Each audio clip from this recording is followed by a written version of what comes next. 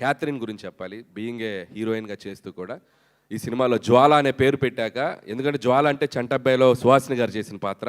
So అది అందరికీ గుర్తు రావాలని, ఒక హీరోయిన్గా చేస్తే ఎవరైనా బాగుంటుందని చెప్పి నేను క్యాథరిన్ అడిగాను. పాపం క్యాథరిన్ ఏమాత్రం ఆలోచించకుండా చిరంజీవి గారి పక్కన మంచిగా త్రూ అవుట్ ఒక టీంలో రోల్ కదండి, నేను చేస్తానని చెప్పి ఆ అమ్మాయి అక్కడక్కడ కొద్దిగా డైలాగులు ఉన్నా లేకపోయినా సినిమా అంతా చాలా అద్భుతంగా చేసింది. అలాగే వెంకటేష్ గారితో చివరిలో అమ్మాయిని కలిపాం కాబట్టి ఒక హీరోయిన్ ఉంటే బాగుంటుందని చెప్పి మేము చెప్పినందుకు Catherine thank you so much ఈ పాత్రను యాక్సెప్ట్ చేసినందుకు.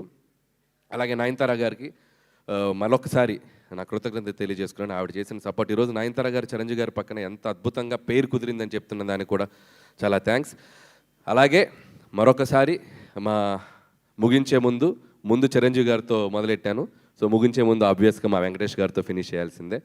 సో విక్టరీ వెంకటేష్ గారు, ఈ సక్సెస్లో మాతో పాటు మా వెనక చిరంజీవి గారికి మాకు ఒక దాన్ని ఏమంటారు, ఒక బెస్ట్ బడీ లాగా, బెస్ట్ ఫ్రెండ్ లాగా మాతో ట్రావెల్ అయ్యారు. ఒక స్పెషల్ క్యామియో చేశారు. ఎంత అద్భుతంగా థియేటర్లో ప్రేక్షకులు దీన్ని రిసీవ్ చేసుకుంటున్నారంటే మామూలుగా రిసీవ్ చేసుకోవట్లేదు. ఒకళ్ళ మీద ఒకరికి ఈగో లేకుండా, జెలసీ లేకుండా, ఎటువంటి ఇది లేకుండా ఇద్దరు స్టార్స్ ఒకళ్ళ పాటకు ఒకరు డ్యాన్స్ చేయటం, అల్లరి చేయటం నేను కళ్ళతో చూశాను. థియేటర్లో ప్రేక్షకులు, లేడీస్ ముఖ్యంగా ఎంత చప్పట్లు కొట్టి ఎంజాయ్ చేస్తున్నారంటే హ్యాట్స్ ఆఫ్ టు వెంకటేష్ గారు, ఈ పాత్రను ఒప్పుకొని మాతో పాటు చిరంజీవి గారితో పాటు దీన్ని చేసినందుకు. అండ్ నాకు తెలుసు ఆయనకి ఎంత అట్మోస్ట్ లవ్ అండ్ రెస్పెక్ట్ లేకపోతే ఇది చేయరు. చిరంజీవి గారి మీద ఉన్న అట్మోస్ట్ రెస్పెక్ట్, నా మీద ఉన్న utmost love. Thank you sir, you are also big key part in our success. మేము ఎప్పటికీ మర్చిపోయాం. Venkatesh garu thank you so much. And అలాగే హర్ష గారిది ఇందాక ఒక విషయం చెప్పారు.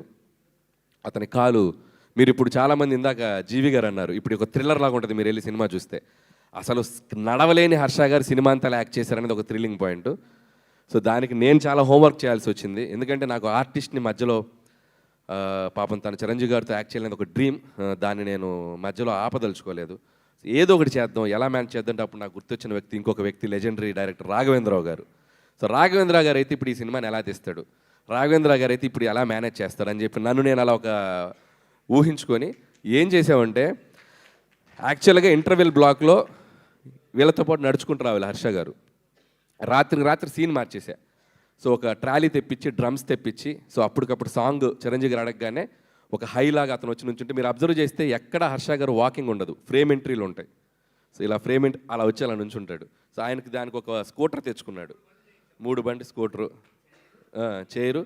ఈ స్కూటర్ మీద ఇలా వచ్చి అలా నుంచుంటారు. సో అలా చాలా క్లెవర్గా, స్మార్ట్గా ఏదో అక్కడక్కడ చేసాం. నుంచోబెట్టడం కూడా కాలు కనపడకుండా ఇద్దరి మధ్య ఓవర్లాప్లో నుంచోబెట్టడం. సో ఎందుకంటే ఒక ఆర్టిస్ట్ చిరంజీవి గారితో నటించాలని ఒక కళ ఉన్న ఆర్టిస్టు మధ్యలో అది ఆగిపోకూడదు.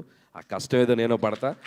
సో ఆడియన్స్కి ఆ డౌట్ రాకుండా చిన్న జిమ్మిక్స్ చేసి ఈరోజు హర్షవర్ధన్ తన హ్యాపీగా తన నచ్చిన నటుడు, ఇష్టమైన నటుడితో యాక్ట్ చేసిన ఆ అనుభూతిని పొందారు.